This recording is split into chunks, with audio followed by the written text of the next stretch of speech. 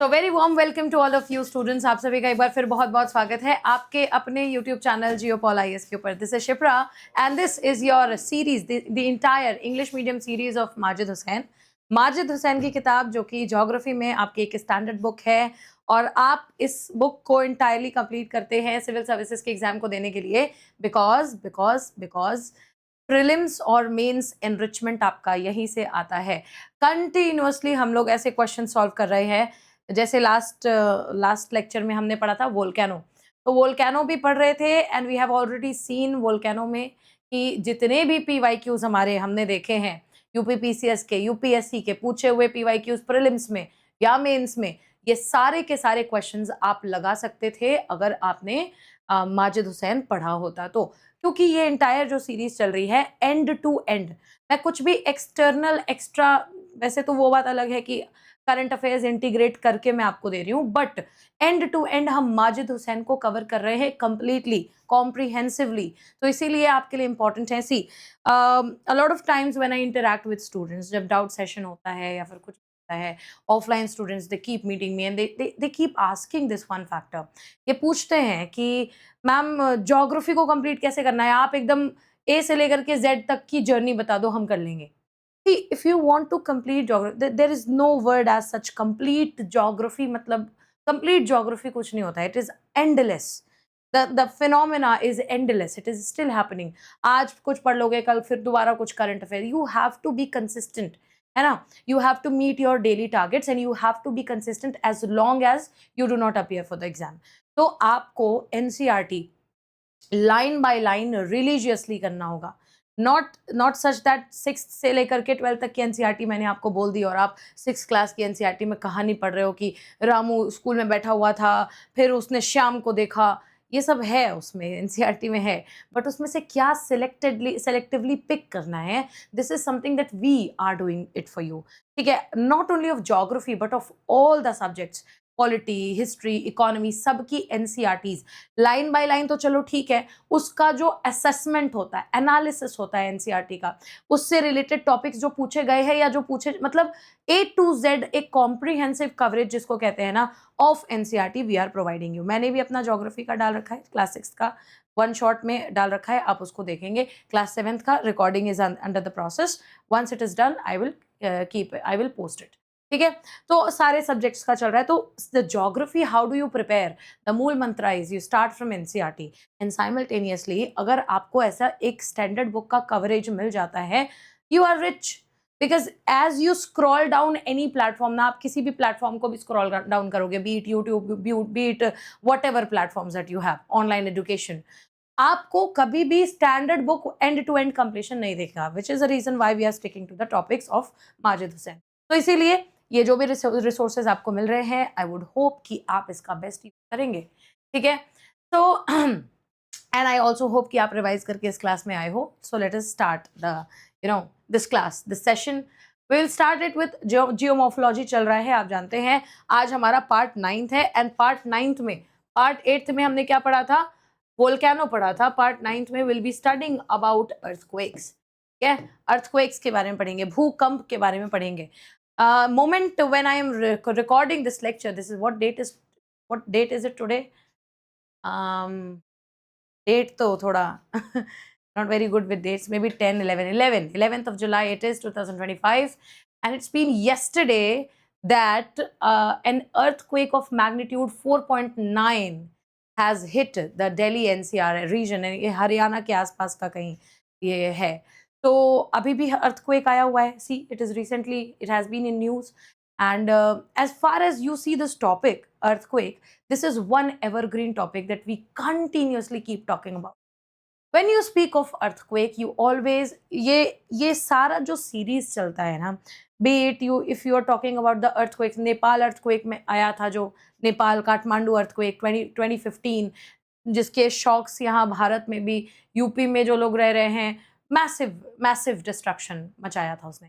तो अर्थक्वेक एक ऐसा टॉपिक है जो आप बहुत ही ज़्यादा सुनते भी हैं और बहुत ही ज़्यादा डिस्कशन भी इसका करते हैं, right. Please allow me to tell you कि अर्थक्वेक के बारे में आज जो भी आप इस चैप्टर में पढ़ने वाले हो, सबसे पहले तो हम समझेंगे कि अर्थक्वेक है क्या। Like what is the basic definition of it. Definition की भी बात अगर हटाओ, what do you understand by earthquake? What are the causes of earthquake? Why is it even happening? What are the mechanisms? What is happening below the surface of the earth that makes the earth to shake? ये series of violent turbulence आ रहा है जिसको आप earthquake कहते हैं. How is it happening? Right? What are the possible factors that contribute into the occurrence of an earthquake? What are the major areas where earthquakes keep happening? India में earthquake का क्या status है? What are the zones? Zone second, zone third, zone fourth, zone fifth, ये सारी की सारी चीजें आप हल्का फुल्का सुन लेते हैं कहीं ना कहीं से, फिर आप डर जाते हैं क्योंकि you don't have the whole idea, you don't have the whole picture, you just have the trailer in your mind. भाई बहुत टफ है, प्लेट मूवमेंट्स पढ़ना पड़ेगा, वोल्केनिक इरप्शन के कारण भी अर्थक्वेक होता है, सो ऑन सो फॉर. तो आप इसीलिए आई वुड रिकमेंड कि इस पूरे वीडियो को देखेंगे, मक्खन की तरह आपको समझ में आएगा कि अर्थक्वेक का टॉपिक क्या है. और साथ ही साथ पीवाईक्यू भी लगाएंगे अर्थक्वेक से रिलेटेड जितने पूछे गए हैं सिविल सर्विसेज में आपके, और जिससे कि आपको पता हो कि स्टैंडर्ड बुक्स को कंप्लीट क्यों किया जाना चाहिए and what is the worth of this lecture. तो after lecture you will be able to solve all this. ठीक है, स्टार्ट करते हैं. एक टॉपिक बनाएंगे फटाफट से, अर्थक्वेक का टॉपिक बनाएंगे. ठीक है, and let us like start writing. Select this pen. Okay, earthquake क्या होते हैं? अर्थक्वेक, तो आप देखिए अर्थक्वेक जब भी बात हो रही है वी स्पीक ऑफ वाइब्रेशंस. ठीक है, हम हमेशा वाइब्रेशंस की बात करते हैं. ये ऐसे वाइब्रेशंस हैं जो हमें फील भी होते हैं. Just a minute, vibration. अब मैं बहुत कॉन्शियस हो गई हूँ, वाइब्रेशंस बहुत कॉन्शियस हो गई हूँ regarding my hand writing, because a lot of students keep texting me on Telegram कि मैम ये क्या लिख दिया आपने. Student was very much disappointed by the fact, I'm just sharing it with you, maybe he or she must be watching this.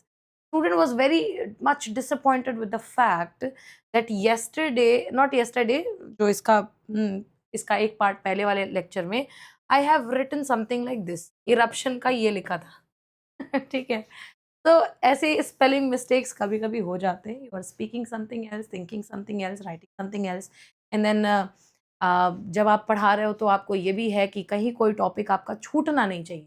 ठीक है, so what ever I am delivering, I hope कि आप सभी के पास ये लेक्चर के दौरान माजिद हुसैन की किताब होगी. ठीक है, रखना चाहिए. Like I have it on my front table, ये है मेरे पास माजिद हुसैन की किताब. सारे टॉपिक्स एंड टू एंड में आपके कवर करा रही हूँ, इसीलिए I keep looking into it कि कहीं कोई टॉपिक छूट ना जाए. Then I keep reminding myself कि पीवाईक्यू भी है. So lot of times it happens कि कभी कभार, इसका मतलब ये बिल्कुल नहीं होता है that the teacher doesn't know the spelling. ठीक है, so some students really get into that nerve. चलो कोई बात नहीं. ठीक है, अर्थक्वेक के बारे में बात करेंगे. वाइब्रेशंस हो रहे हैं अर्थ में. ठीक है, so the vibrations taking place in earth, कौन कर रहा है? कॉज्ड बाय द रप्चर या फिर ओपनिंग, रप्चर और या एक तरीके का मूवमेंट हो रहा है. जब मैंने आपको प्लेट टेक्टोनिक थ्योरी बताया, जब कॉन्टिनेंटल ड्रिफ्ट थ्योरी में क्या था, हम लोग एक्सप्लेन नहीं कर पा रहे थे. क्यों नहीं एक्सप्लेन कर पा रहे थे? क्योंकि हमने देखा है कि प्लेट का कॉन्सेप्ट, प्लेट मूवमेंट्स का कॉन्सेप्ट उस समय नहीं था. It was moment in 1960s when plate tectonic theory came into being, and therefore वहां से लेकर के एक्सप्लेन किया गया कि कैसे कॉन्टिनेंटल ड्रिफ्ट थ्योरी को भी एविडेंट बताया जाता है. तो until and unless you knew about this plate movement, आपको नहीं पता चलता कि अर्थक्वेक का भी बेसिकली क्या कारण आ रहा है. ठीक है, कोई भी रप्चर हो रहा है या फिर किसी भी तरीके का सडन मूवमेंट अगर होता है, सडन मूवमेंट मतलब अचानक से कोई भी जिस भी प्रोसेस की हम बात कर रहे हैं वो प्रोसेस अचानक से होने लगती है. रॉक्स सडनली मूव करने लगते हैं and they are strained beyond their elastic limit. ठीक है, sudden movement of rocks that are strained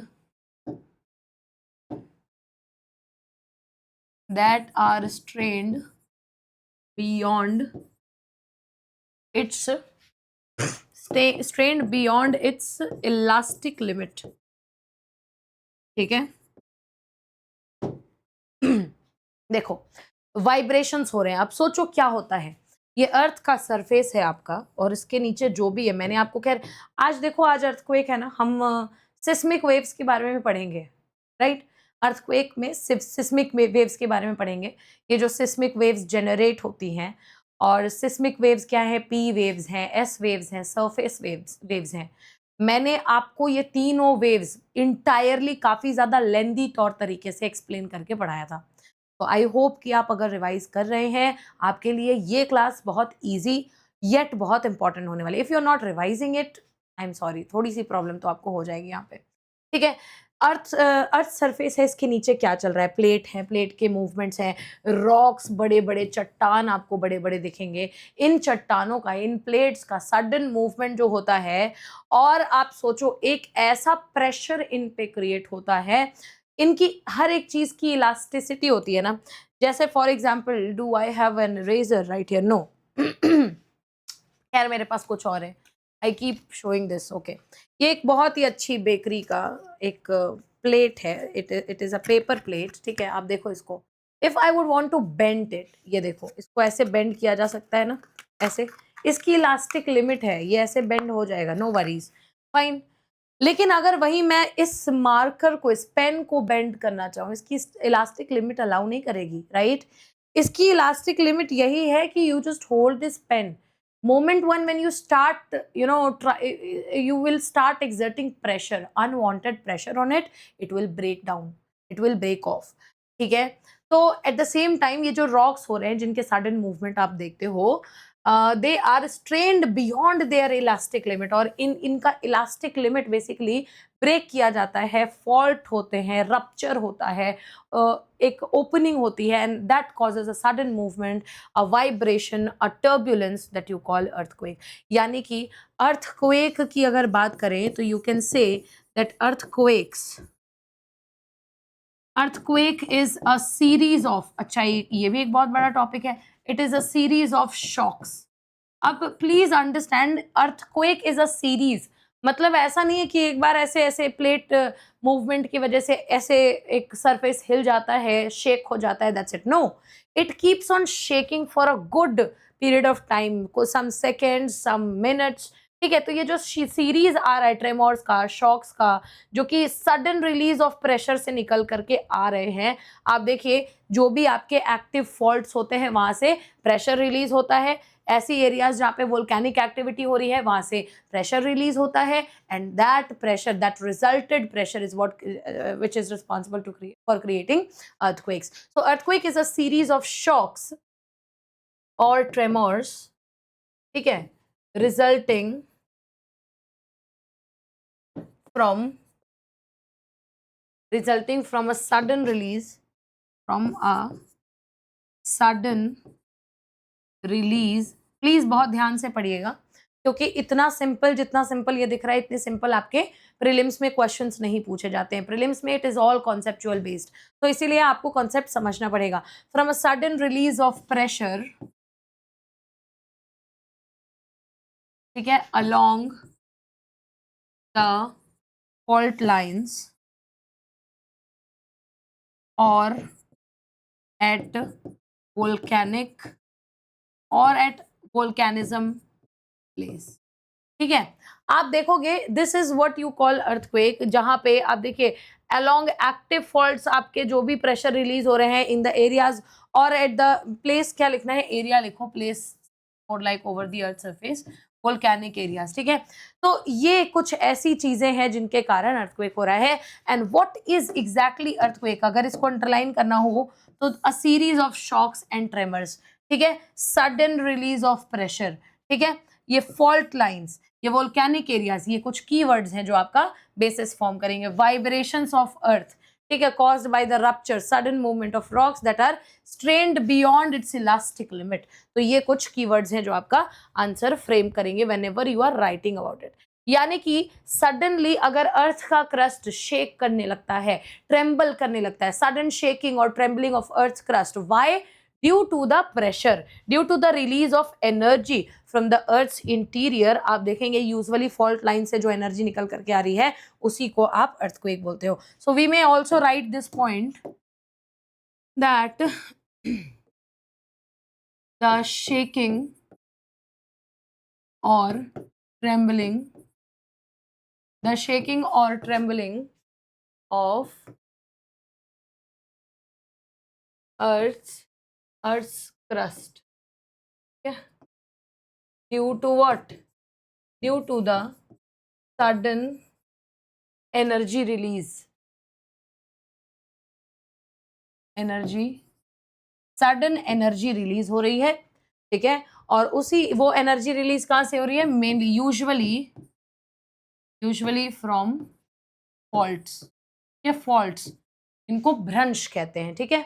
usually from faults ये जो एनर्जी रिलीज होती है, यही शेकिंग और ट्रेम्बलिंग ये करा रही है, and this is what you term as earthquake. Okay fine. Earthquake आप देखते हैं अक्सर कुछ चीजें हमारे पास फैक्ट फिगर डेटा के रूप में मौजूद होती हैं।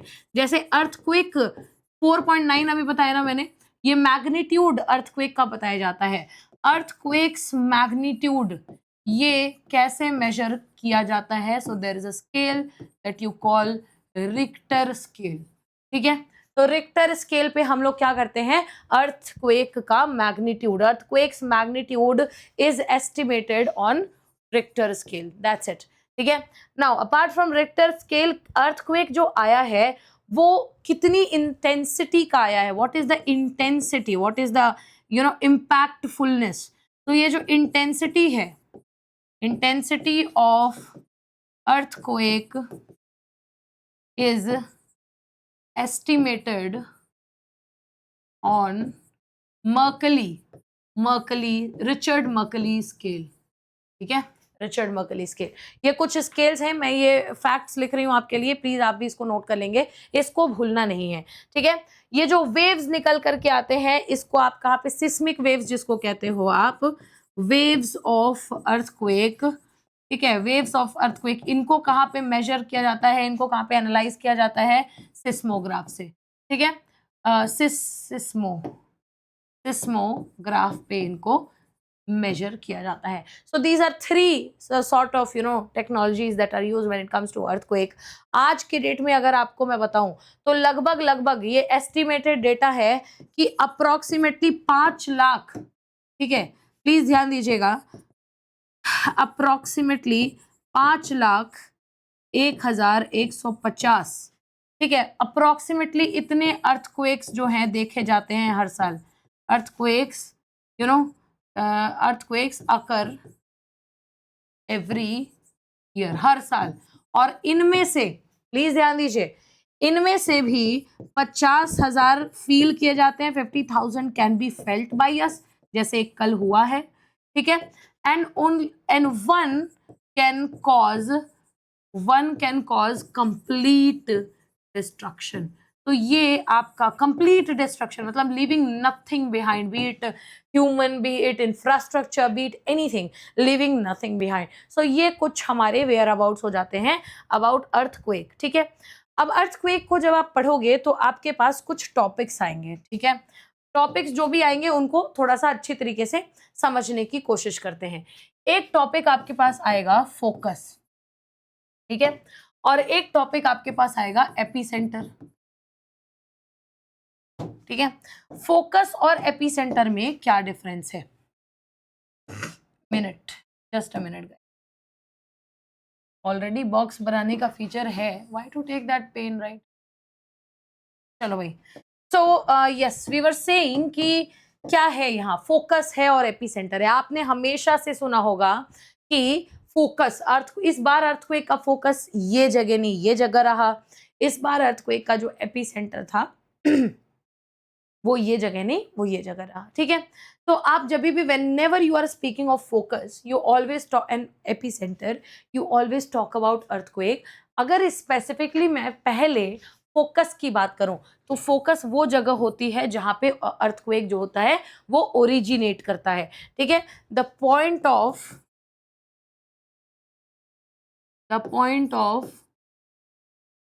origin of earthquake, यहाँ से अर्थक्वेक क्या होता है, ओरिजिनेट होता है, जैसे यहाँ से शुरू होता है, फॉल्ट लाइन से सडन एनर्जी रिलीज हुआ, सडन प्रेशर निकला, and earthquake has started from here, earthquake has generated from here. ठीक है, जो रॉक्स होते हैं सबसे पहले यही ब्रेक करते हैं और एनर्जी रिलीज करते हैं। Rocks break first and release sudden energy, और ये सडन एनर्जी जो होती है वो क्या होती है, सडन एनर्जी लाइक वेव्स। ठीक है, जो आपके वेव्स होते हैं, अर्थक्वेक सिस्मिक वेव्स होते हैं, ठीक है, वो सडन एनर्जी के रूप में ये बाहर आते हैं। ठीक है, they in the form of seismic waves, the rocks break first and release sudden energy like waves, नहीं इन द फॉर्म ऑफ, लिखो in the form of, in the form of seismic waves, right, got it. तो ये है हमारा अपना focus. Focus पे अगर मैं बात करूं तो ये फोकस ही है जहां पे सारे सिस्मिक वेव्स जनरेट हो रहे हैं, ऐसा बोला जा सकता है ना। जी हाँ ma'am, all seismic waves are generated, all seismic waves are generated here, and last but not the least, आपके इसी फोकस को एक और नाम दिया जाता है, it is also known as, आ का मतलब also known as, it is also known as hypocentre. ठीक है, तो ये कभी भी इस चीज से कंफ्यूज नहीं होना है। हाइपोसेंटर हम किसको कहते हैं, hypocentre is nothing else but just focus, focus का दूसरा नाम है hypocentre, right. Point of origin of earthquake, ये वो जगह है जहां रॉक्स सबसे पहले ब्रेक करती हैं, ये वो जगह है जहां पे सडन रिलीज ऑफ एनर्जी हो रहा है, ये वो जगह है जहां पे सिस्मिक वेव्स सारी की सारी जनरेट होती है, all seismic waves are generated over here, और this place is also, this area is also called hypocenter. So I hope I've made this clear what is a focus, right? Focus अभी अगर हो गया है तो let us move on to epicenter. Epicenter क्या है, epicentre की बात करें तो देखो फोकस भी सेंट्रल पॉइंट दिखाई देता है और एपीसेंटर भी सेंट्रल पॉइंट दिखाई देता है। तो एपीसेंटर की अगर बात करें तो the point just above the focus, एक ऐसा पॉइंट जहां से फोकस जो है ना, जैसे अर्थ के क्रस्ट में एक जगह फोकस बन रहा है जहां से अर्थ को एक प्रोड्यूस हो रहा है, उसके जस्ट ऊपर का जो पॉइंट अर्थ के सरफेस पे जहां आप खड़े हो सकता है हम जहां खड़े हैं उसी के जस्ट नीचे फोकस बन जाए, तो जस्ट ऊपर का जो अर्थ सरफेस के ऊपर पॉइंट होता है ना, उसको हम लोग एपीसेंटर कहते हैं। It is the point of earth surface directly above the focus. ठीक है, देखेंगे इसको, point of Earth's surface located directly above the focus of an earthquake. समझ में आया? तो इसको हम लोग एपीसेंटर कहते हैं। आप एपीसेंटर के बारे में क्वेश्चंस देखेंगे, लाइन वाले फॉर्म में एपीसेंटर और फोकस के बारे में क्वेश्चन पूछ लिया जाता है क्योंकि थोड़े से कंफ्यूजिंग टॉपिक्स हैं। मतलब वर्टिकली अगर आप देखोगे तो फोकस के ऊपर है, ऐसा पॉइंट है सरफेस के ऊपर जहां पे शेकिंग जो होती है सबसे ज्यादा स्ट्रॉन्गेस्ट होती है। तो इसके लिए ये भी लिख लेंगे, वर्टिकली अबव द फोकस, ऐसा पॉइंट है जहां सबसे ज्यादा most destructive area of an earthquake, and also earthquake आया है उसके एपीसेंटर पे सबसे ज्यादा डिस्ट्रक्शन मचेगा। एंड ऑल्सो आप देखेंगे कि पूरे एपीसेंटर की अगर बात कर लो तो मोस्ट डिस्ट्रक्शन भी इसको इसीलिए बोल रहे हैं हम लोग, why, because it is one point वहां जहां पे शेकिंग सबसे ज्यादा स्ट्रॉन्गेस्ट होती है। ठीक है, the point of earth surface where maximum, not maximum, strongest, where strongest shaking takes place।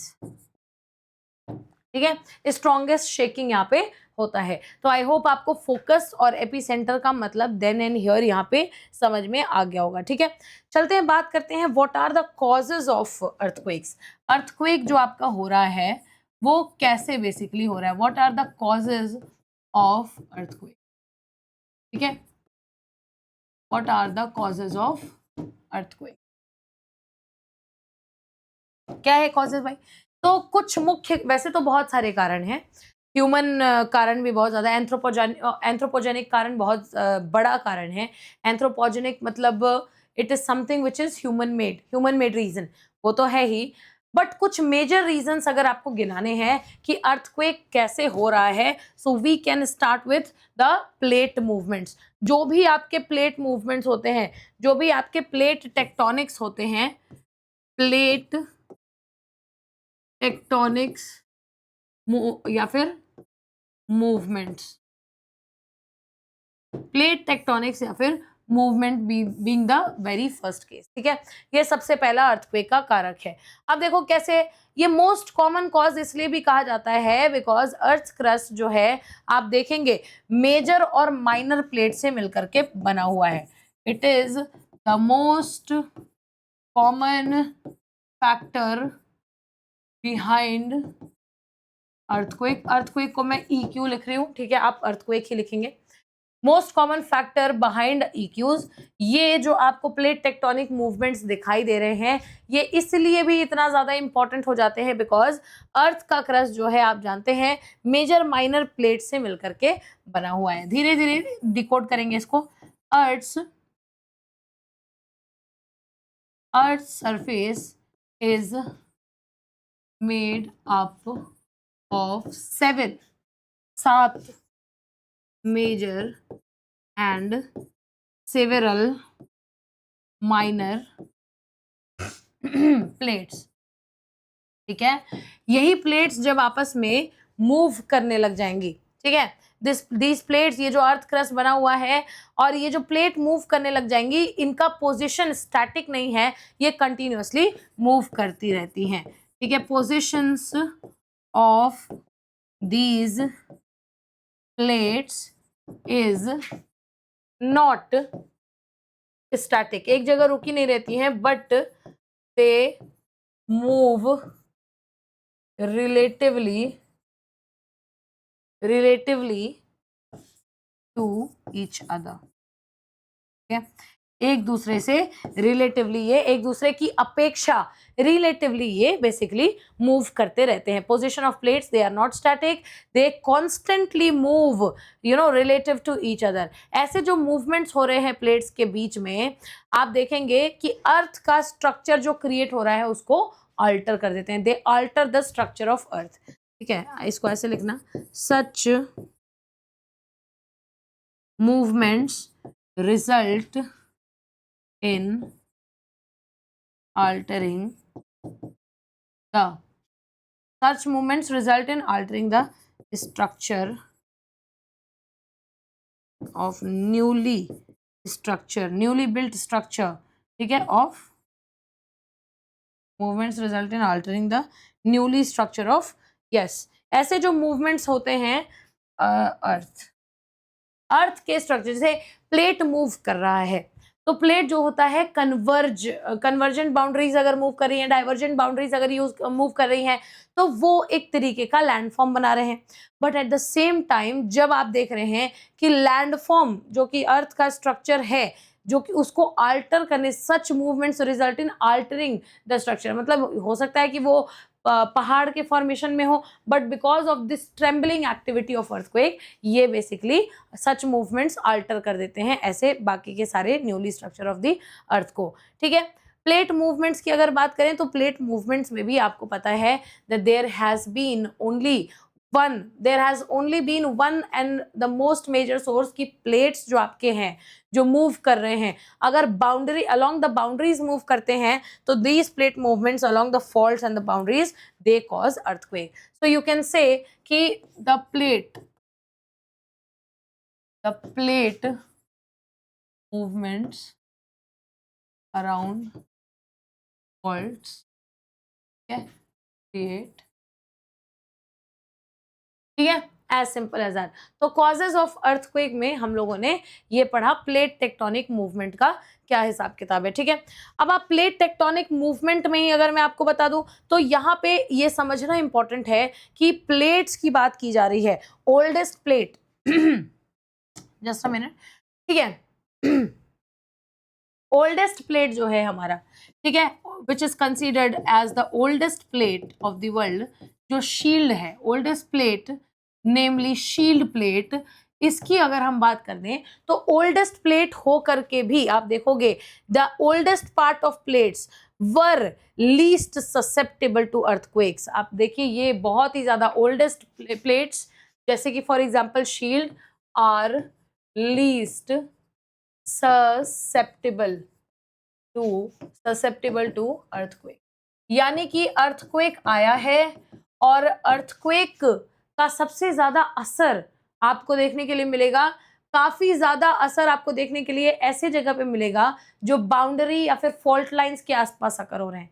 Moment when you enter oldest plates, जो ओल्डेस्ट बहुत काफी पुराने प्लेट्स है जैसे शील्ड पार्ट ऑफ प्लेट्स, तो यहाँ पे काफी कम ससेप्टिबिलिटी रहती है, काफी कम इम्पैक्ट रहता है अर्थक्वेक का। So the oldest parts of this entire plate which is called shield, it is the least susceptible to earthquakes, while जो इसकी बाउंड्रीज है, boundaries of major and minor plates, वो बहुत ही ज्यादा अर्थक्वेक फेस करते हैं। So it is not a mere concept that I am teaching you over here, it is just in order to make you understand कि क्या क्या हमारे पास इम्प्लीकेशंस है when it comes to earthquake. चलते हैं, डिस्कस करते हैं अपना नेक्स्ट कॉज ऑफ अर्थक्वेक। तो कन्वर्जेंट हो चाहे डाइवर्जेंट हो, what ever we are talking in over here, आप देख रहे हैं कि जितनी भी चीजें हम लोगों ने बात की है कि अर्थक्वेक के क्या कॉजेज हैं। सबसे पहला हमने देखा है प्लेट टेक्टोनिक्स, इनके मूवमेंट्स जो होते हैं, जैसे the most common factor is plate tectonics. ठीक है, यू सी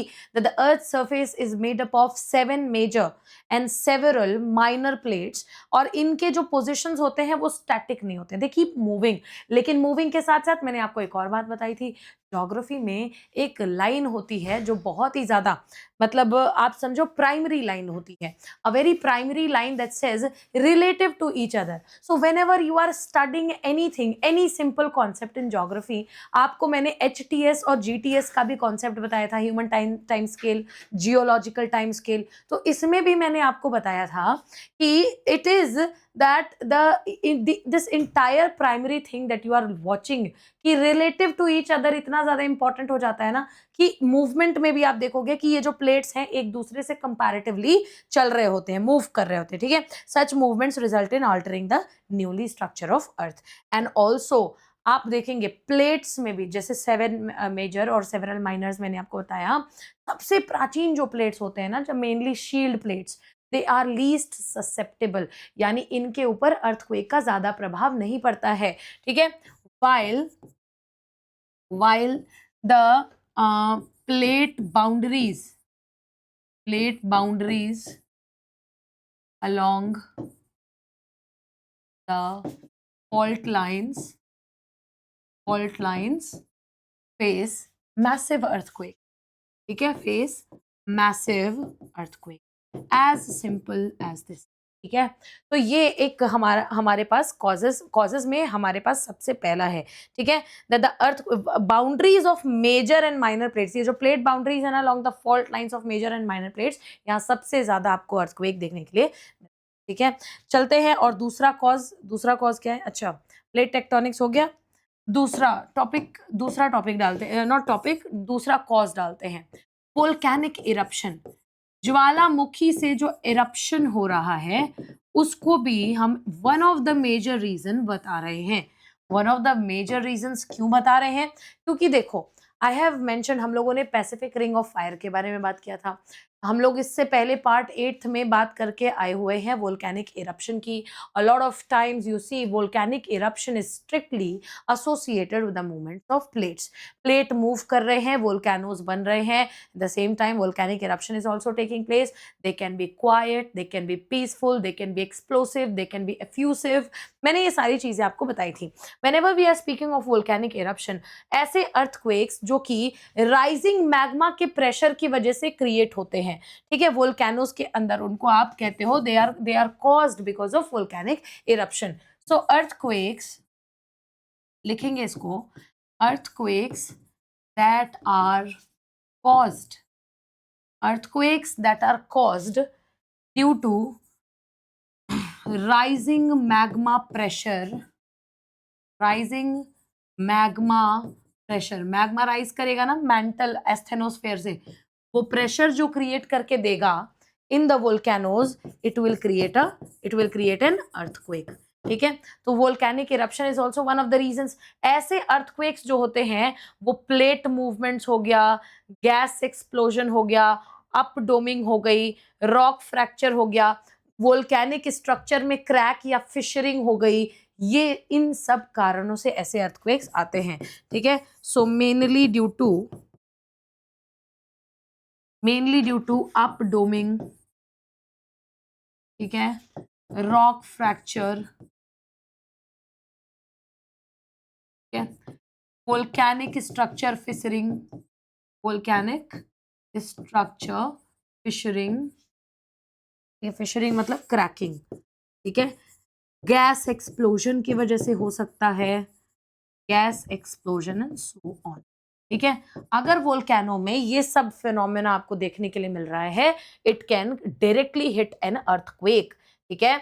ऐसे जो अर्थक्वेक होते हैं या तो साइमल्टेनियसली इरप्शन के बाद इरप्शन के साथ आते हैं, या तो इरप्शन के थोड़ा सा पहले, थोड़ा सा प्रायर आते हैं। तो इसको भी मेंशन करेंगे, इसको यहाँ पे लिखेंगे कि सच अर्थक्वेक्स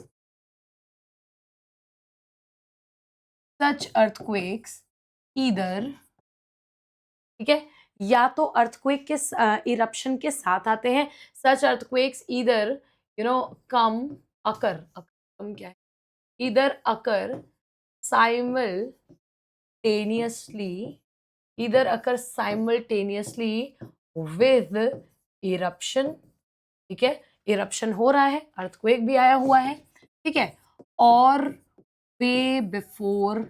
जस्ट बिफोर इट, और इरप्शन के जस्ट थोड़े से पहले, क्योंकि मैग्मा प्रेशर बना रहा है, इंटरनल प्रेशर बन चुका है, अर्थक्वेक हो रहा है, and then there is sudden eruption that has taken place, ठीक है। So this is volcanic eruption, और ये आप देखेंगे a lot of examples you will see volcanic eruptions के आपको देखने के लिए मिल जाएंगे। Then you have the third most topic, the third most causes जो है आपका faulting, ठीक है। फॉल्टिंग एंड फोल्डिंग एक बहुत ही अहम कॉज आपको यहाँ पे देखने के लिए है, फॉल्टिंग एंड फोल्डिंग। अब इससे कैसे अर्थक्वेक होता है भाई, सबकी अपनी अलग अलग कहानियां हैं।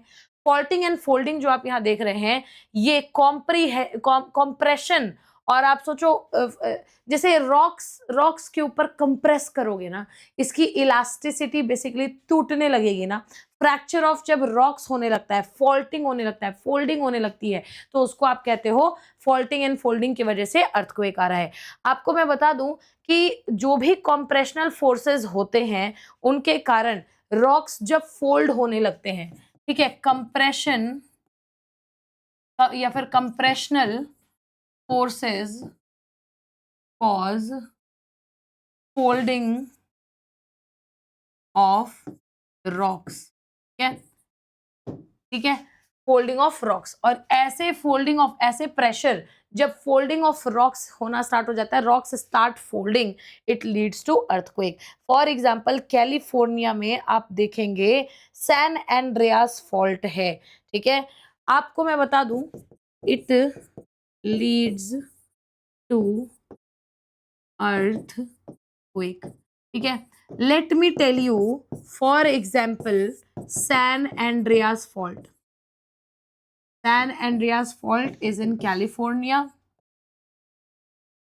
कैलिफोर्निया में है, और ये रिस्पॉन्सिबल था, सैन एंड्रियास फॉल्ट ही रिस्पॉन्सिबल था for earthquake in Los Angeles. 1906 में लॉस एंजलिस में एक अर्थक्वेक आता है, it happened due to what, due to this fault, और ये फोल्डिंग और फॉल्टिंग का एक बहुत ही फेमस एग्जाम्पल हमें नजर आता है। और क्या कारण हो सकते हैं मैम, कैसे अर्थक्वेक और राइज कर सकता है, तो you can also right other points. ये कितना, 3 हो गया ना, 4 लिखो। सबसे इंपॉर्टेंट है भाई एंथ्रोपोजेनिक, एंथ्रोपोजेनिक मतलब क्या होता है मैम?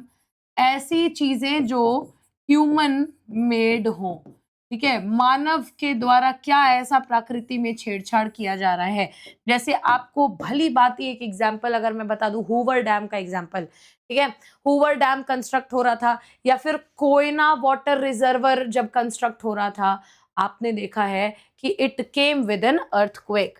आप देखोगे कि ऐसे कोयना, जैसे 1967 में महाराष्ट्र में सतारा डिस्ट्रिक्ट है, महाराष्ट्र के सतारा में कोयना वाटर रिजर्वर बनाया जा रहा था और इसकी ड्रिलिंग हो गई, इसका मैसिव कंस्ट्रक्शन हो गया। It was this massive construction that led to an earthquake in 1967।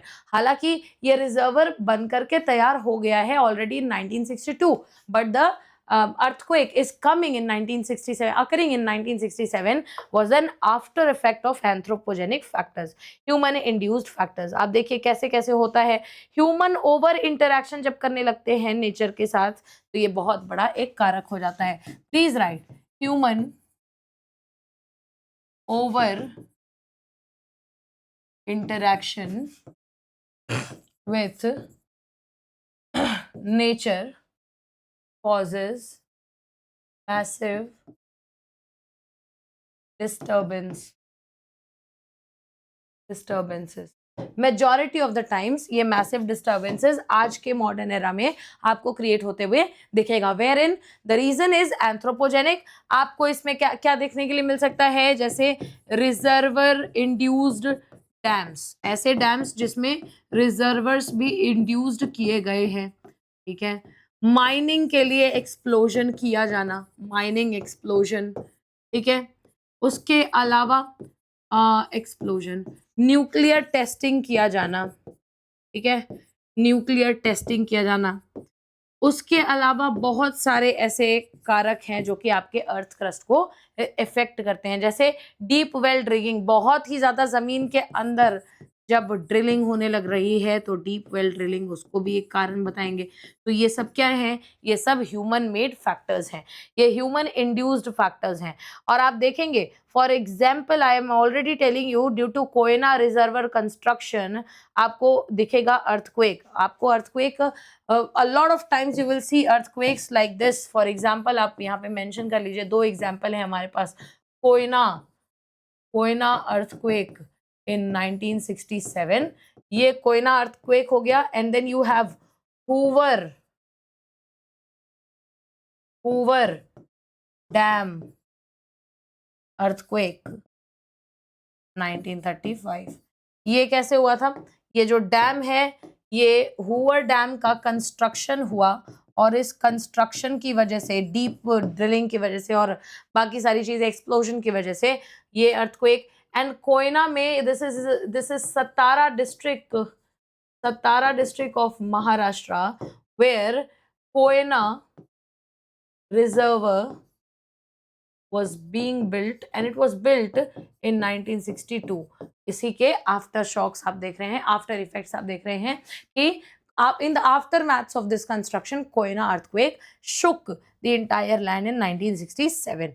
तो ये दोनों हमारे पास एक बहुत ही बड़ा कारण बन करके ये बहुत ही बड़ा एग्जाम्पल बन करके एक्सप्लेन कर रहे हैं कि एंथ्रोपोजेनिक यानी ह्यूमन फैक्टर्स हमारे क्या क्या बेसिकली होते हैं, ठीक है। At the same time let me also tell you one factor कि ये जितना भी, जैसे अर्थक्वेक के बारे में बेसिक चीजें आपने अभी देखी हैं, जरा कोई क्वेश्चन देख सकते हैं क्या? Let us like look at some question. Yes, ये देखो, आज के आप क्लास में जो कुछ भी स्पेसिफिकली पढ़ रहे हैं उस स्पेसिफिक टॉपिक से तो नहीं है, लेकिन हाँ based on whatever we have studied in geomorphology और अभी तक माजिद हुसैन में हमने जो कुछ भी पढ़ा है, based on that which of the following phenomena might have influenced the evolution of organisms। तो 2014 में ये आपसे सवाल पूछा जा रहा है कि जो ऑर्गेनिजम्स हैं वो इवॉल्व हुए, ठीक है। मोर ओवर ये एक इन्वायरमेंट का भी टॉपिक आज आप इसको कंसिडर कर सकते हो, ठीक है, हालांकि है ज्योग्राफी का। तो इवोल्यूशन ऑफ ऑर्गेनिज्म में कौन कौन सा प्रोसेस बेसिकली अच्छा योगदान दिया होगा? Continental drift, glacial cycles, earthquakes या फिर लैंडस्लाइड्स। ओनली बिकॉज आपने अर्थक्वेक के बारे में इस चैप्टर में पढ़ा है डजंट मीन कि earthquake is the right answer. आप मुझे खुद बताइए, इवोल्यूशन ऑफ ऑर्गेनिज्म, हम लोग पहले क्या थे, अभी क्या है, अर्ली मैन कैसे थे, हम लोग कैसे हैं, जानवर पहले क्या थे, कैसे ट्रांसफॉर्म हुए, so many things are there, right. तो what is exactly the phenomena behind it, बहुत सारी चीजें हैं। जैसे कॉन्टिनेंटल ड्रिफ्ट, हम लोगों ने कॉन्टिनेंटल ड्रिफ्ट थ्योरी पढ़ते समय पढ़ा था कि किस तरीके से इसने ऑर्गेनिजम्स के इवोल्यूशन को रिजल्ट किया है। जहाँ पे आप देख रहे हैं इक्वेटर के आसपास के क्षेत्र अलग है, वहाँ के लोग अलग हैं, वहाँ की फूड हैबिट्स अलग है, वहाँ के जानवर अलग हैं, and so on so for. Evolution में काफी ज्यादा इसने योगदान दिया है। चलो ठीक है, इनिशियल प्रोसेस था। फिर हम ग्लेशियल साइकिल्स देख रहे हैं। ग्लेशियल साइकिल्स मैंने आपको एक्सप्लेन किया है जब हम हाइड्रोस्फेयर पढ़ रहे थे। तो ये वे बिफोर जियोमॉर्फोलॉजी के पहले वाला चैप्टर, फर्स्ट चैप्टर, ठीक है। तो glacial cycles also result heavily into the growth, into the development of what you call organisms. Evolution of organisms में बहुत ज्यादा इसने भी भाई चलो ठीक है योगदान दिया है। अर्थक्वेक की बात करते हैं तो इनडायरेक्टली लैंड फॉर्म्स में तो योगदान दे रहा है, लेकिन इवोल्यूशन में कोई योगदान नहीं दे रहा है। तो और लैंडस्लाइड्स भी आपका है। तो आप देखिए ये आपके फर्स्ट सेकंड, ये थोड़ा सा ऑप्शंस गलत है, 1 2 3 4 करके होंगे और नीचे आपके पास ऑप्शंस होंगे। तो इसमें ऑप्शंस हैं हमारे A and B is the correct answer, ठीक है। ए एंड बी क्या है, continental drift and glacial cycles. तो ये दोनों आपके सही आंसर होंगे, ठीक है। Okay, you also have this, which of the following is most likely to cause a tsunami। ये हम लोगों ने कल भी पढ़ा था, वोल्केनो का जब पढ़ रहे थे तो एक क्वेश्चन आया था, राइट। तो आप देखो अर्थक्वेक जब आया, और ध्यान से सुनना, ये इसका आंसर हमारे इस वाले स्लाइड पे टिका हुआ है। ये अर्थक्वेक जब आया, और अगर if in any case the epicentre of earthquake is in water, please try to understand what I am trying to say is कि अर्थक्वेक आ रहा है and only if the epicentre is under the ocean, is under the ocean. Epicentre आपका the point just above the focus, अगर ocean में है तो सबसे ज्यादा स्ट्रॉन्गेस्ट, आप ये देखिए कहाँ लिखा था मैंने, यहीं कहीं लिखा था ना, सबसे ज्यादा स्ट्रॉन्गेस्ट शेकिंग कहाँ होगी, ओशन में ही तो होगी। और वही शेकिंग जब होती है तो आप उसको क्या बोलते हो, you call it tsunami, right. तो अंडर सी लैंडस्लाइड की वजह से होता है क्या, no ma'am. Volcanic eruption, earthquake on sea floor, cloud burst, so of course earthquake on the floor, ठीक है। So this is the C1 is the correct answer. अभी इसके बारे में चर्चा करेंगे, ये आपके कुछ मेंस के क्वेश्चंस है। आई होप कि जितने भी मेंस के क्वेश्चंस मैं आपको दे रही हूँ यहाँ पे, और हिंट दे करके देती हूँ, क्योंकि यहाँ पे जो भी आप इस पूरे के पूरे क्लास में लिख रहे हैं, इस पूरे क्लास में समझ रहे हैं, आपके लिए जानना जरूरी है कि यही आपके आंसर का कंटेंट होगा। So this one will be the content of your answer. आप अपने कंटेंट में भी यही सब लिखेंगे, only that you can modify it into your words. तो इसीलिए प्लीज उसको कोशिश कीजिए, लिखिए उसको। कोई भी डाउट आ रही है please mention in the comment box. I keep checking the comments regularly, B it आपने पास्ट में अभी अगर स्टार्ट किया हो, सारे वीडियोस जितने पढ़े हैं आई कीप चेकिंग देम। तो आप किसी भी वीडियो में कोई भी प्रॉब्लम है आप उसमें मेंशन कर सकते हो, राइट। बात करते हैं जरा सिस्मिक वेव्स। सिस्मिक वेव्स क्या है भैया, तो सिस्मिक वेव्स आई होप कि अब आपको बहुत ज्यादा डिटेल में तो मैं नहीं पढ़ाऊंगी। द रीजन बीइंग कि सिस्मिक वेव्स आपने बहुत ही ज्यादा डिटेल में पढ़ा हुआ है ऑलरेडी, इससे पहले इसी जियोमॉर्फोलॉजी के पहले वाली क्लास में, ठीक है, जहां पे I had told you efficiently, ये रेज नहीं होता, जहां पे मैंने आपको काफी एफिशिएंटली बताया था कि ये जो आप देख रहे हो, इज रिक्वायर्ड, ओके। तो मैंने आपको सिस्मिक वेव्स में मैंने आपको बताया था कि पी वेव्स क्या होते हैं, एस वेव्स क्या होते हैं, सरफेस वेव्स क्या होते हैं, पी वेव्स कैसे ट्रैवल करते हैं, किस किस मीडियम में ट्रैवल करते हैं, एस वेव्स किस मीडियम में ट्रैवल नहीं करते हैं। जो आपको कहा जाता है अर्थक्वेक का शैडो जोन आपकी अर्थ के अंदर, वो शैडो जोन आपको पता कैसे चला, क्योंकि उस शैडो जोन में पी और एस में से एक वेव नहीं जा सकता है। यही सारी चीजें मैंने आपको बहुत डिटेल में कराया है। मेरी आपसे रिक्वेस्ट है कि अगर आपने नहीं देखे हैं पिछले लेक्चर्स, नहीं हो पाएगा। ठीक है, आपको देखना पड़ेगा, ये सब कुछ एक दूसरे से इंटरकनेक्टेड है. So if you are sitting in my class, have not watched the previous lectures, I am so sorry to say, it's problematic. तो आप उसको जरूर शुरू से शुरू करो, कोई दिक्कत नहीं है. We are not running anywhere. Okay, तो सिस्मिक वेव्स के बारे में देखेंगे. सिस्मिक वेव्स क्या है? तो initially when I speak of it, we only remember S waves. ठीक है, we only remember surface waves. S waves और सरफेस वेव्स को एक में मिला देते हो कभी कभी तुम लोग, वो गलती नहीं करनी है. And we do remember of P waves. ठीक है, पी वेव्स हैं आपके, सरफेस वेव्स हैं आपके, and then you have what, you have. तो जानना जरूरी है ना, it is important to know कि क्या है पी वेव्स. अच्छा, ये सब मैंने आपको बता ऑलरेडी दिया है, बस थोड़ा सा मैं आपको ब्रीफ करूंगी यहाँ पे एक बार फिर. ठीक है, जो आपके लॉन्गिट्यूडिनल वेव्स दिखते हैं, लॉन्गिट्यूडिनल वेव्स आपके दिखते हैं, ट्रांसवर्सल नहीं, ट्रांसवर्सल वो है जो आपके लॉन्गिट्यूडिनल वेव्स, नॉट वेव्स, अभी यहां मत लिखो, लॉन्गिट्यूडिनल एंड जो सबसे ज्यादा तेज ट्रैवल करते हैं, फास्टेस्ट वेव्स आप देखोगे, वो होते हैं आपके पी वेव्स. समझ में आया? ये जो पी वेव्स है, आपको बता दूं, मीडियम का कोई बैरियर नहीं है. No medium barrier, medium barrier नहीं है. क्यों नहीं है, क्या मतलब है इसका ma'am? It means that it can travel through anything. It can travel through solid, liquid, gas, any form of the matter. तो पी वेव्स क्या है? लॉन्गिट्यूडिनल और फास्टेस्ट वेव्स है. कोई आप देख रहे हैं किसी भी तरीके का माध्यम, बंधन यहाँ पे नहीं बनेगा. No medium barrier, because it can travel through solid, liquid, it can move in solid, liquid and gases. अब जरा बात करते हैं एस वेव्स की. तो एस वेव्स ठीक इसका उल्टा होते हैं. S waves are the transversal, सबसे पहले तो transversal and slow moving, transversal and slow moving waves. ये जो है इनकी खास बात ये है एस वेव्स की, कि ये केवल और केवल, आप ये देखिए, सॉलिड में ट्रैवल करते हैं. दे travel, they move only in solids. तो अब देखिए, एस वेव आपके अर्थ के बेसिकली ऐसे पार्ट्स में जब ट्रैवल करता है इंटरनली, कि जहां पे जो है लिक्विड, जैसे आपने देखा है मोल्टेन मैग्मा है हमारा मेंटल में, तो वो लिक्विड है, तो वहां पे ये नहीं जा पाएगा. And that is the reason you call it a shadow zone. और सरफेस वेव्स की अगर बात करें, तो मैंने आपको बताया था कि ऐसे वेव्स जो होते हैं जो रोल करते हैं, गेंद आपने फेंकी, गेंद जैसे जैसे जैसे जैसे ढरक करके जाती है, तो ये जो है सरफेस वेव्स जो है, surface waves are the rolling, long rolling and slowest, even slower than S waves. Slowest है, सबसे ज्यादा slowest. This is the fastest, this is the slowest, this is the moderate. तो रोलिंग एंड स्लोअर वेव्स होते हैं.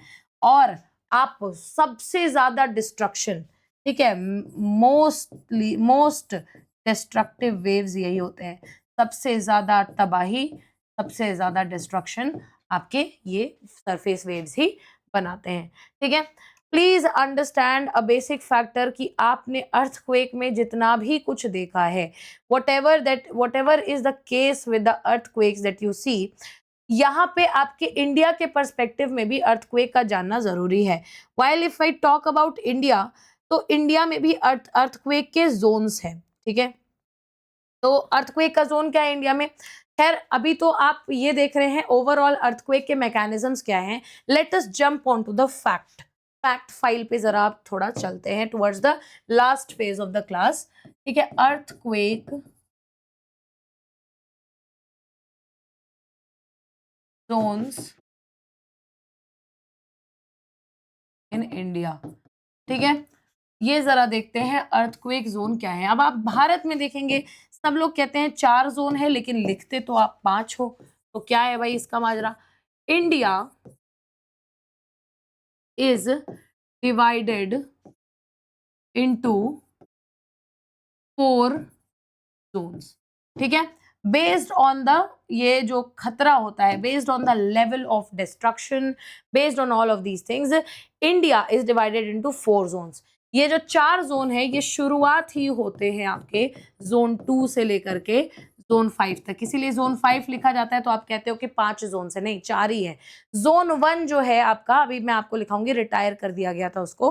तो yes, तो ये जो जोन्स आपको नजर आ रहे हैं, at the very first if we speak about zone 2, जरा जोन 2 के बारे में बात करेंगे। जोन 2 ऐसा, मतलब जोन 2 पे लोकेटेड जितने भी प्लेसेस आएंगे इंडिया के अंदर, ये सबसे ज्यादा least impacted by earthquake, least impacted areas रहेंगे। इन पे ज्यादा लो रिस्क एरियाज, आप इसको लो रिस्क एरियाज कह सकते हो, ठीक है, लो रिस्क एरियाज भी कह सकते हो।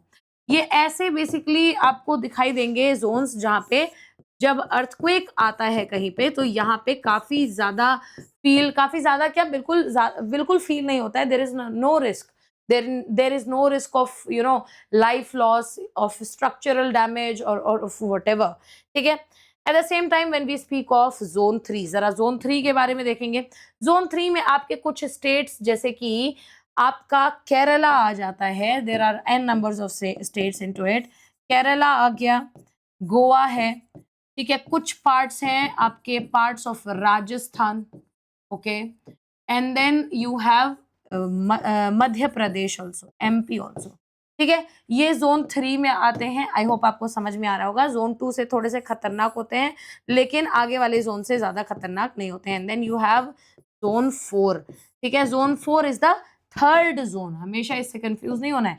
Zone 4 is the third zone in the entire division. तो थर्ड जोन 4th में क्या होता है? जोन 4th में आपके आते हैं नदर्न पार्ट्स, थोड़े से नदर्न पार्ट्स, जैसे दिल्ली, सिक्किम हो गया, ठीक है। Delhi is there, Sikkim is there, parts of UP, और यूपी में भी नॉर्थ यूपी, ठीक है, एंड गुजरात भी आपका, पार्ट्स ऑफ गुजरात भी आपको जोन 4th में देखने के लिए मिलेगा। Eight the same time zone 4th के बाद आपका आता है जोन 5th। जोन 5th जहां पे आप देखेंगे हाईएस्ट रिस्क मौजूद होती है। 5th इज जोन, ठीक है, नॉट 5th 4th है ना, देखो मैंने तुम लोगों को मना किया, खुद भी वही लिख दिया, यही होता है, ठीक है, if you are not attentive. तो जोन 5th में क्या आता है? जोन 5th में it is the most destructive region, यहाँ सबसे ज्यादा डिस्ट्रक्शन होता है। It is the most destructive region, most destructive area. इसमें आपके आ जाते हैं कश्मीर, इसमें आपका आ जाता है हिमाचल, है ना, इसी में आ जाता है आपका पार्ट्स ऑफ बिहार, ठीक है, बिहार के कुछ पार्ट्स आ जाते हैं, end of course north eastern region, north eastern states जो है ना, नॉर्थ ईस्टर्न स्टेट्स या फिर नॉर्थ ईस्टर्न रीजन, ये आपके आते हैं। और जोन 5th क्या है? पूरी हिमालयन बेल्ट को भी कवर करता है। और आप देखेंगे इंडिया में हिमालयन बेल्ट सबसे ज्यादा अर्थक्वेक प्रोन मानी जाती है, ठीक है। सो इन सच अ वे, अच्छा नोट करके एक और बात यहाँ पे लिखेंगे, मैं यहाँ पे लिख देती हूँ, नोट करके लिखेंगे, नोट करके लिखेंगे कि जो जोन 1 है ना, रीजोनिंग जब किया गया, मैप जोन्स के जब मैप दिए गए अभी रिसेंटली, तो आप देखेंगे अपडेट किया गया सिस्मिक जोनिंग में, ठीक है। So zone 1 was removed during seismic zoning, ठीक है, सिस्मिक जोनिंग हुई एंड जोन 1 वाज रिमूव्ड। इसको मैं अंडरलाइन कर देती हूँ, ये नोट का पार्ट है, इसको प्लीज नोट की तरह कहीं साइड में लिख लीजिएगा। जोन्स कहाँ से स्टार्ट होते हैं? आपका zone 1, sorry zone 2, zone 3, zone 4 and then zone 5, ठीक है, एज इजी एज दिस। तो इसके अलावा अच्छा एक और स्पेसिफिक जरा इंफॉर्मेशन लिखेंगे यहाँ पे, यूपीएससी मंत्रा। अब तो मंत्रा भी लिख रही हूँ तो ऐसा लग रहा है कोई कॉपी में अपने लिख के ना ले आया। बताया था ना लास्ट क्लास में मंत्रा के साथ क्या केस हो गया था, ठीक है। somebody brought writing mantra in their answer copy, I said wow, ठीक है, यूपीएससी मंत्रा। अब आप इसमें देखो 2-3 चीजें हैं जिसको नोट कर लो, जिसको कि आपको एकदम पक्की तरीके से हमेशा whenever you are revising it, you are studying it, you are teaching it, anything, आपको याद रखना पड़ेगा। अर्थक्वेक मेनली कहाँ होते हैं सबसे ज्यादा? Earthquakes mainly and mostly occur on plate boundaries. जो भी मेजर प्लेट है हमारे, जो भी माइनर प्लेट्स हैं हमारी, उनकी बाउंड्रीज सेंटर पे नहीं होता, उनकी बाउंड्रीज पे होते हैं अर्थक्वेक। ठीक है, आपको मैं बता दूं यहाँ पे बहुत मेजर अकरिंग रीजन्स भी हैं आपके पूरे वर्ल्ड में, जो कि बहुत ही ज्यादा इंपॉर्टेंट है। Some major earthquake occurring areas of the world. तो सबसे पहला तो आपको वर्ल्ड के बारे में बात करें तो सबसे पहला तो आपको पता ही होगा पैसिफिक रिंग ऑफ फायर। ठीक है, पहला क्या है हमारा? Pacific ring of fire. ये आपका मोस्ट एक्टिव है। 90% of the, not 90, 70% of the earthquakes take place in the Pacific ring of fire. दूसरा, आ जाओ थोड़ा चाइना, तिब्बत, इंडिया, नेपाल में हिमालयन बेल्ट जो आपको मिलेगा, ये हिमालयन बेल्ट भी काफी ज्यादा आपको अर्थक्वेक प्रोन नजर आएगी। And last but not the least, you have already studied about this mid Atlantic range. बहुत ही कायदे से, बहुत ही ज्यादा अच्छे से एक्सप्लेन करके, डिटेल में एक्सप्लेन करके आपको रिजेस और ये सब पढ़ाया था। ठीक है, I hope you remember all of it. तो मिड अटलांटिक रेंज है, ये एक ऐसा स्लाइड है जो कि आपको कंफ्यूज कर सकता है, लेकिन हैविंग सेड दिस कि ये इंपॉर्टेंट है, I hope that you will write it. ठीक है, मेजर अर्थक्वेक्स कहाँ होते हैं? तो इन जगहों पे होते हैं। और अर्थक्वेक होते एग्जैक्टली कहाँ पे है? तो मोस्टली प्लेट बाउंड्रीज पे ये होते हैं। ठीक है, क्या इफेक्ट्स रहते होंगे ma'am? What are the effects? वैसे तो इफेक्ट्स को कई लोग, आप इफेक्ट्स को और इम्पैक्ट्स को कभी कभार एडवांटेज और डिसएडवांटेज लिख देते हैं, वो मत लिखिएगा। ठीक है, so we will let us see what are the effects, है ना? What are the effects of earthquakes?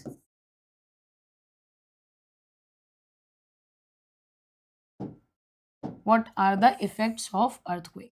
अब इफेक्ट्स के बारे में अगर आपको जानना है तो आपको समझना पड़ेगा कि ये जो भी चीजें हो रही हैं, जो भी घटना हो रही है, यहाँ पे अर्थक्वेक आ रहा है, तो जनरल सी बात है डिस्ट्रक्शन तो हो रहा होगा।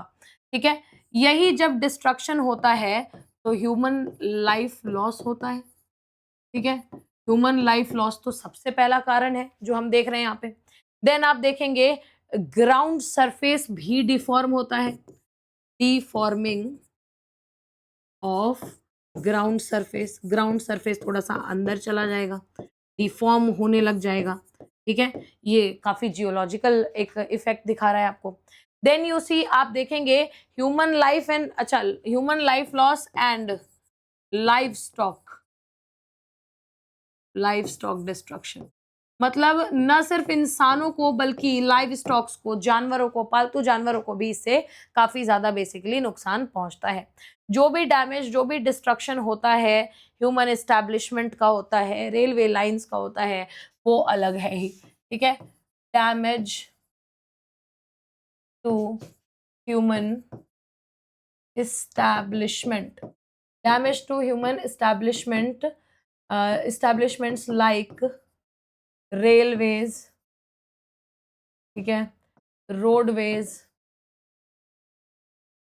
ठीक है, जो कुछ भी है ह्यूमन, ये जो भी आपका इंफ्रास्ट्रक्चर हो जाता है, इसमें ये सब कुछ बहुत ही ज्यादा खतरे में पड़ जाता है। So the impacts, the effects of earthquake is quite big, it is quite lengthy।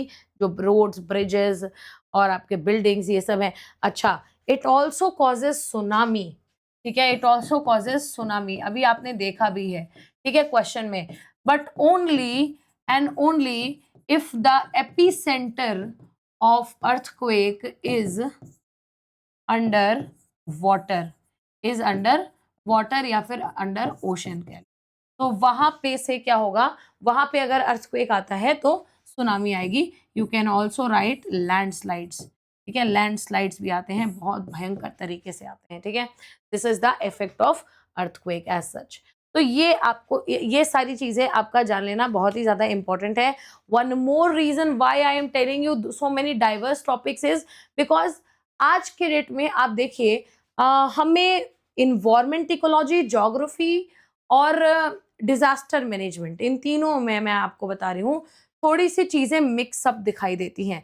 तो अगर आपने जियोमॉर्फोलॉजी के पर्सपेक्टिव से अर्थक्वेक खैर कैसे आ रहा है, कैसे नहीं आ रहा है, ये सब देख लिया, क्या क्या कॉजेज हैं अर्थक्वेक के, खैर टाइप्स तो है नहीं, तो ये सब देखने के बाद आप थोड़ा सा ध्यान आप यहाँ पे भी अगर लगाएं, क्योंकि यहाँ पे सारे के सारे aspects I have been covering for you. Effects क्या है अर्थक्वेक के, ठीक है, साइड बाय साइड क्या है, इंडिया में अर्थक्वेक का क्या स्टेटस है, तो this is how you frame your mains answer, ठीक है। चलते हैं आगे और डिस्कस करते हैं एक छोटी सी चीज, last topic probably of the day, earthquake forecasting के बारे में। क्या ये पॉसिबल है मैम कि अर्थक्वेक को आने से पहले प्रिडिक्ट कर लिया जाए? अर्थक्वेक फोरकास्टिंग, क्या मैम ये प्रैक्टिकली पॉसिबल है कि अर्थक्वेक को इसके आने से काफी पहले ही भाप लिया जाए कि हाँ भैया अर्थक्वेक आने वाला है, ठीक है। अगर ये भाप लेना पॉसिबल है तो मैम इसको हम लोग फोरकास्टिंग कहेंगे, या फिर इसको हम लोग एक तरीके का आप समझो मिरेकल हो गया, या फिर एक तरीके का प्रिडिक्शन हो गया। सबसे पहले तो आप ये जान लीजिए कि no prediction can still no prediction can still be made regarding, ये साइंटिफिकली है, ठीक है, रिगार्डिंग अर्थक्वेक। कोई बेसिकली कोई इस बात को प्रिडिक्ट नहीं कर सकता है, but what we can do is we can forecast, हम फोरकास्ट लगा सकते हैं, हम अनुमान लगा सकते हैं एक तरीके से, क्योंकि अक्सर कुछ नेचुरल इंडिकेटर्स भी होते हैं और कुछ मैनमेड इंडिकेटर्स भी होते हैं। नेचुरल इंडिकेटर्स जैसे कि रेप्टाइल्स का बाहर आने लगना, अपने बिल में से अपने किसी घर में चूहे वगैरह भी अगर छुपे हैं तो बाहर आने लगना, दीज आर सम और the other factors you see earthquake forecasting के। अर्थक्वेक फोरकास्टिंग में ये बताते हैं, इससे बचने के लिए आप क्या करो, आप अर्थक्वेक, ठीक है, अर्थक्वेक रेजिस्टेंट डिजाइन बनाओ। अच्छा भाई ये क्या है? अर्थक्वेक रेजिस्टेंट डिजाइन स्पेशली आप जापान में बहुत ज्यादा देखेंगे, क्योंकि जापान इज फुल ऑफ ट्रेमोर्स, वहां पे अर्थक्वेक आता रहता है, ठीक है। तो आप देखिए जो भी स्ट्रक्चर होगा, ये अर्थक्वेक रेजिस्टेंट डिजाइन जो मैं आपको यहाँ पे बता रही हूँ, ये बनाने के लिए बोला गया है। इसमें जो भी स्ट्रक्चर होगा, all the structures will be earthquake friendly. वैसे तो अर्थक्वेक फ्रेंडली नहीं कहा जा सकता है, but still we can write flexible structure होगा, ठीक है। This will be a flexible structure, first thing earthquake resistant design, flexible structure. दूसरा ये है कि आप बेस आइसोलेशन टेक्निक का भी यूज करो, बेस आइसोलेशन टेक्निक। अच्छा, आपको कितने सारे डूज एंड डोंट्स बताए गए होंगे अर्थक्वेक के दौरान, मे बी कुछ लोग आप लोग स्कूल में होंगे, कुछ लोग कॉलेज में एंटर कर रहे होंगे, ठीक है। आपको बताया जाता है कि ऐसे केसेस में, ऐसे अर्थक्वेक रेजिस्टेंट डिजाइन के लिए कंस्ट्रक्शन मटेरियल वो हैवी ना हो, लाइट कंस्ट्रक्शन मटेरियल का भी यूज किया जाए, light construction material must be used. आपको बताया जाता है कि ऐसे केसेस में क्या है कि cross bracing and shear walls are very important. और आपको मैं बता दूं, this is earthquake resistant design only, जो कि पूरा का पूरा अर्थक्वेक फोरकास्टिंग पे डिपेंडेड होता है, ठीक है। There are some bodies also like NDMA, IMD, ISRO और भुवन तो अभी हाल फिलहाल में सिस्मिक जोन्स को मैपिंग कर रहे हैं। आईएमडी अर्थक्वेक के डेटा को मॉनिटर करता है, फोकस एंड एपिसेंटर को मॉनिटर करता है, ठीक है। And NDMA is responsible for the aftershocks. तो ये जितना भी आप देख रहे हैं, इस पे बेस जरा एक मेंस का एक नहीं, हमारे पास एक्चुअली 3 सवाल हैं, and very easy to write. ये 10 मार्क्स का है, ये 10 मार्क्स का है, और ये तो खैर प्रैक्टिस क्वेश्चन है। जरा देखेंगे इसको, GS1 में पूछा गया सवाल है, explain the factors responsible for occurrence of earthquakes and suggest suitable mitigation strategy. क्या ये इसमें कोई भी प्रॉब्लम है? Explain the factors responsible for occurrence of earthquake. सबसे पहले तो आप बताओगे अर्थक्वेक क्या होता है, ठीक है, like how we have mentioned in here. आप बताओगे कि अर्थक्वेक होता क्या है, आप बताना शुरू करोगे। वैसे अर्थक्वेक जब हो जाता है, फोकस एपिसेंटर के बारे में भी बता सकते हो, ऐसा नहीं है, लेकिन sticking to the demands of the question, causes क्या है, देखिए ये सारे कॉजेज, ये कॉज, ठीक है, faulting and folding, anthropogenic, man made, ये सारे कॉजेज आपको एग्जाम्पल के साथ साथ यहाँ पे लिखने होंगे, राइट। तभी जा करके आपकी पूरी, अच्छा, मिटिगेशन स्ट्रैटेजी आप पढ़ते हो, आप उसको जो है डिजास्टर मैनेजमेंट में पढ़ते हो, कैसे उससे बचा जा सकता है। मिटिगेशन के लिए ये जो पॉइंट लिखा है ये बहुत बड़ा पॉइंट है। You can entirely make a para, you can write at least 100 words on this one single point की अर्थक्वेक रेजिस्टेंट स्ट्रक्चर बनाओ, अर्थक्वेक प्रिडिक्ट करो, not predict but actually earthquake को फोरकास्ट करो। Prediction is not possible, words का difference है आपस में, ठीक है। तो ये सारी चीजें हैं। सेकेंड क्वेश्चन जरा देखते हैं, why are Himalayan regions more prone to earthquake. Himalayan regions ज्यादा प्रोन क्यों है अर्थक्वेक के, डिस्कस विद द रीजन्स। देखो रीजन्स बहुत सारे हैं और आपने माउंटेन्स वगैरह सब पढ़ा है, आपको उसमें से पता भी होगा। आप मेजर रीजन आप ये देखो ना कि land forms are still under construction. हम कहते हैं कि 5 सेंटीमीटर एवरी ईयर के रेट से बढ़ रहा है हिमालय। अभी यंग फोल्ड माउंटेन है, 50 मिलियन साल पुराना ही है, बस यंग है अभी, ठीक है। ओल्ड फोल्ड बताया था ना, 200 मिलियंस होते हैं, 200 मिलियन उसका एज होता है, तब ओल्ड फोल्ड होता है। 50 तो अभी कुछ नहीं है, अभी तो ये इसका 50 मिलियन साल और हमारा आप लगा लो 9-10 साल इक्विवेलेंट है, ठीक है। तो ये है। फिर आप देख रहे हैं कि हाँ, तो आप बताएंगे उसमें कि वो कंटिन्यूअसली बन रहा है। You will tell at the same point of time, you will tell कि ये कंटिन्यूअसली क्या होता है, बनता रहता है, कंटिन्यूअसली ग्रो कर रहा होता है। तो एट दैट सेम इंस्टेंट आप अर्थक्वेक को वहां से डिस्कस कर सकते हो। This is again 10 marks question, 2021 में पूछा भी गया हुआ है। Describe how building design plays a role in reducing the impact of earth. Of course building design आप क्या देख रहे हो यहाँ पे, अर्थक्वेक रेजिस्टेंट डिजाइन है, फ्लेक्सिबल स्ट्रक्चर होना चाहिए, बेस आइसोलेशन टेक्निक होनी चाहिए, लाइट कंस्ट्रक्शन मटेरियल होना चाहिए, और and so on so for. आप जापान में देखोगे लकड़ियों के घर बनते हैं, मेहनत से बनाया उसका तो काउंट है, but again eight the same instance, तो ऐसे केसेस में हमें पता चलता है कि अर्थक्वेक रेजिस्टेंट बिल्डिंग्स भी हैं। और आपसे कुछ भी क्वेश्चन पूछ रहा है, आप ये बिल्कुल मान के ही नहीं चलोगे कि जो जो हमने पढ़ा है वही वही हमें लिख के आना है। No, please start exercising your brain. अपने ब्रेन को फ्लेक्सिबल बनाइए, एक्सरसाइज करना स्टार्ट कीजिए, brain exercising, start connecting dots, and that's how you will produce a best answer according to yourself, ठीक है। So we will wind up the whole session entirely over here. आज हमने earthquake पूरी की पूरी तरीके से देखा है। We have also seen PYQs, we have also seen mains, and I would expect of course कि आप ये सारे मेंस के क्वेश्चंस का आंसर भी लिख करके आओगे। Thank you so much for being here in our this one session, this part 9th session. अगले पार्ट 10th में, पार्ट 10th 11th, 2 पार्ट्स में भी 2-3 पार्ट्स और एक्सटेंड होंगे, and we will be completing geomorphology. Thereafter हम climatology start करेंगे, and you have to be here on right here on your YouTube channel GeoPaul IAS. Thank you so much and जय हिंद।